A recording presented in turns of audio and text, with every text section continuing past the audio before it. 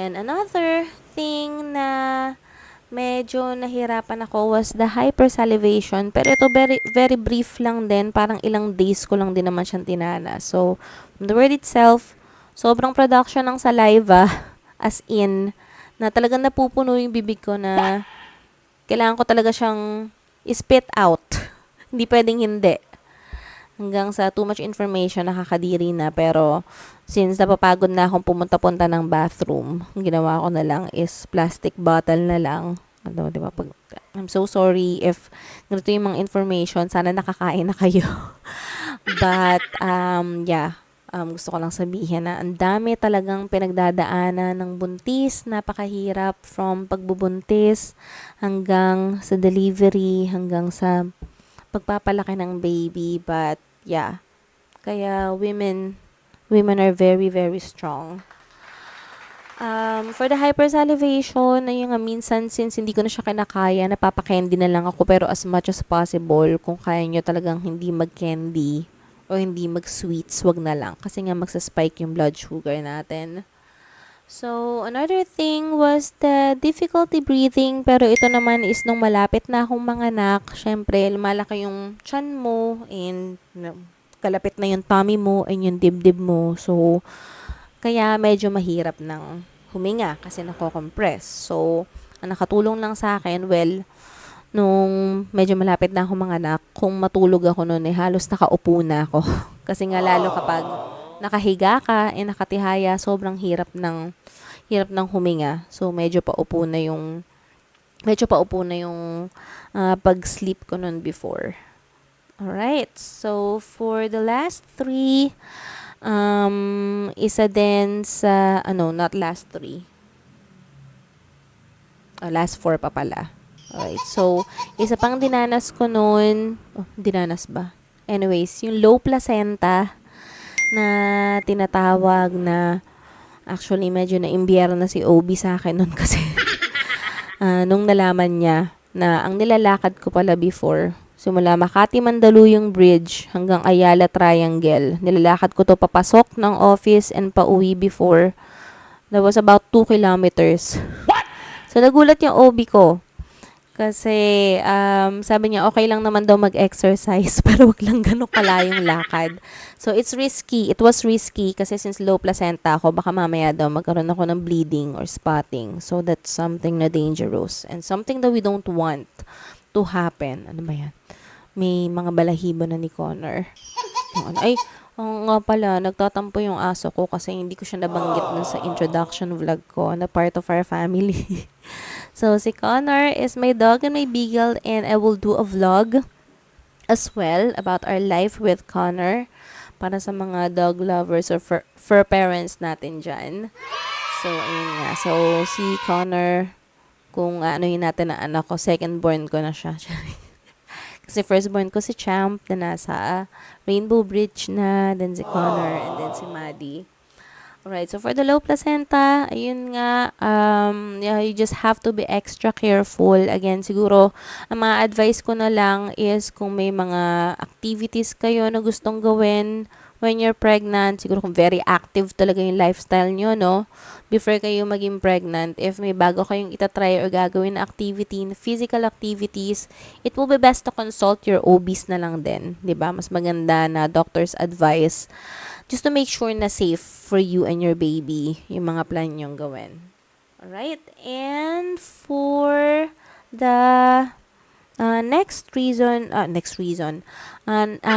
another struggle then that I had to face was yung positioning ni baby. So, early on sa pregnancy, yung tinatawag na breech or suhi. So, kasi kapag manganganak ka, yung position ni baby, yung ulo niya dapat yung nasa ilalim and yung paa nasa taas. However, during the first few months, yun nga, baliktad yung development niya. So, lots of prayers, and yun nga, light exercises, I think, yung nakatulong sa akin dahil umikot naman siya. So, kasi nga, I was aiming for a normal delivery. So, it is important na nasa tamang position sana siya nung mga anak ako. Which nangyari naman. Kaso lang, na CS pa rin tayo, but more on that sa aking susunod na vlog, which is my birthing story.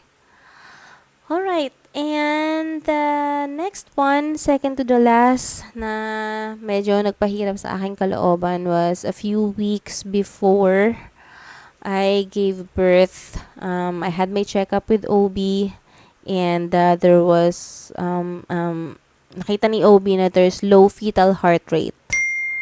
So, dahil siguro to, medyo pagod and hingal na hingal ako that day kasi galing pa ako ng office. So, that day kasi na-check up ko, hindi ko kasama si husband kasi may work pa siya sa gabi. And ako pumasok pa akong half day sa office na talagang ramdam ko yung gigil ng asawa ko.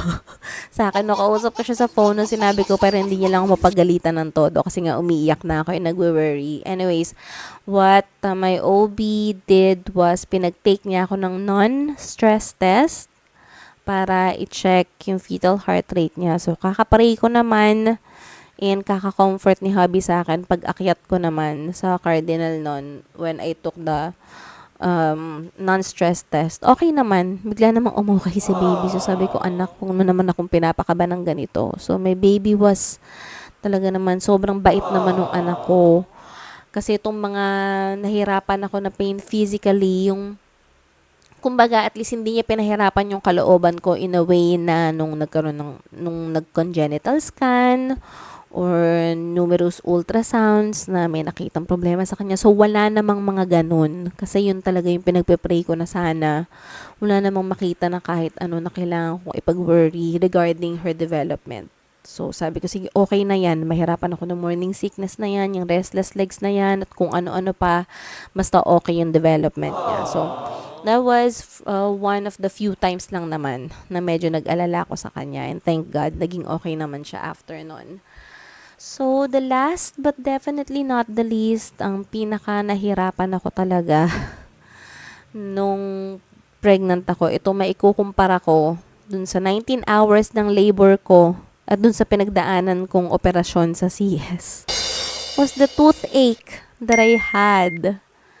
Talaga naman. Nag-umpisang sumakit yung molar ko. First trimester pa lang.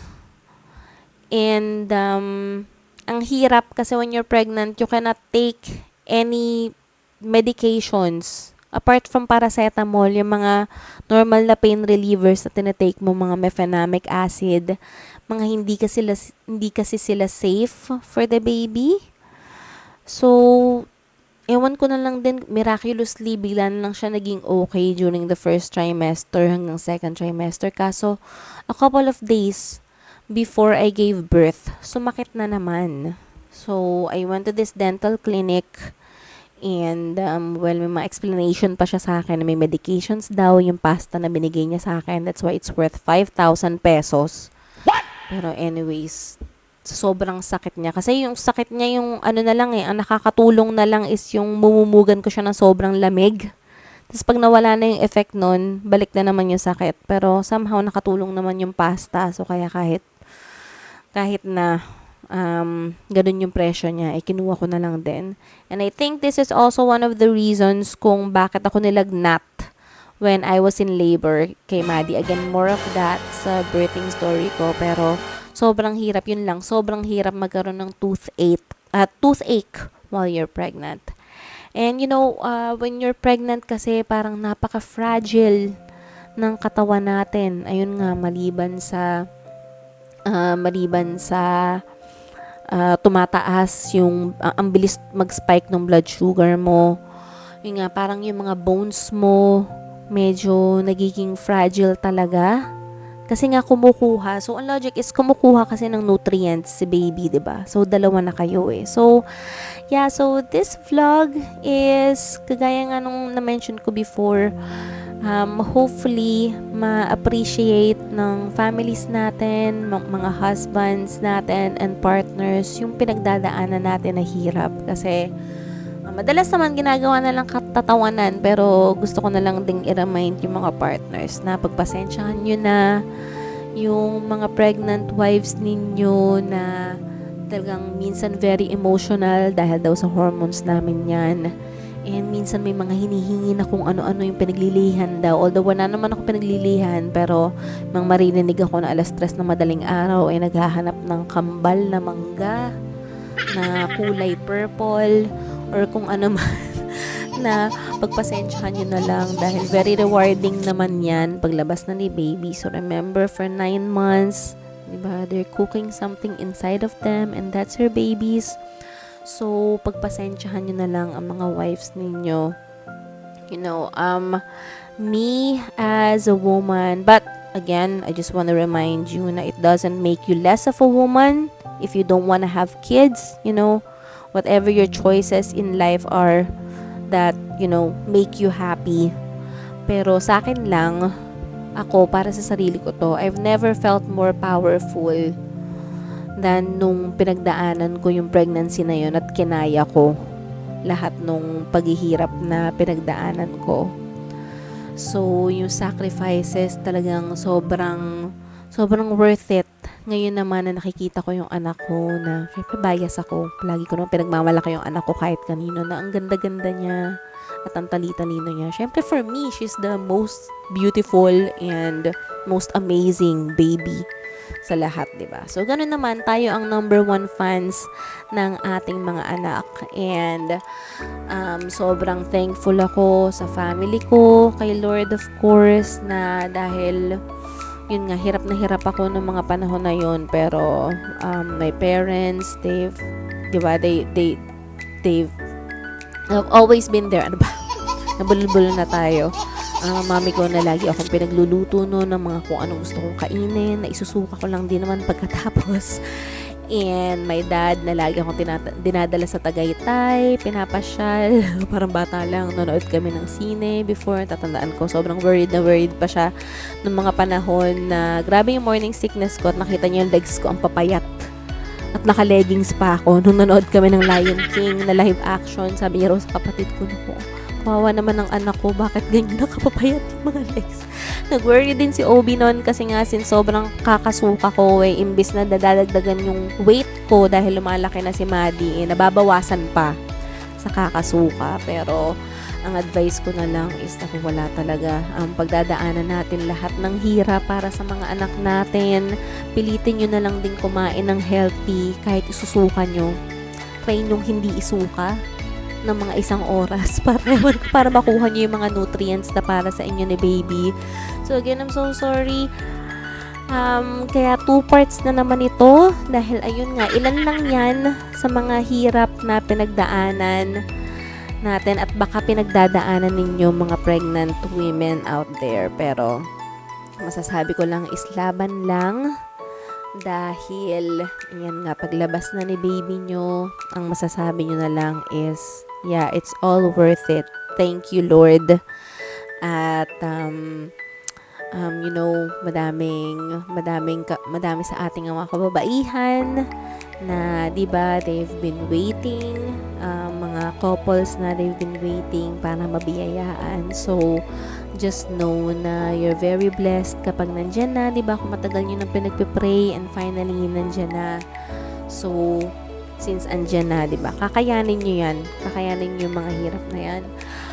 My next video or next vlog is going to be about my birthing story, kung gaano ako katagal nag-labor, and tips na rin sa kung paano nyo pangangalagaan yung sarili ninyo, diba, habang nagre-recover kayo, yung mga support na kakailanganin nyo. And yeah, I have to end this na since iyan na another, siguro magpa-podcast na lang tayo soon para mas ma-fully discuss ko yung mga gusto kong i-discuss. But for now, thank you so much. I'm gonna end this vlog now, and thank you for watching and stay safe, guys. Bye!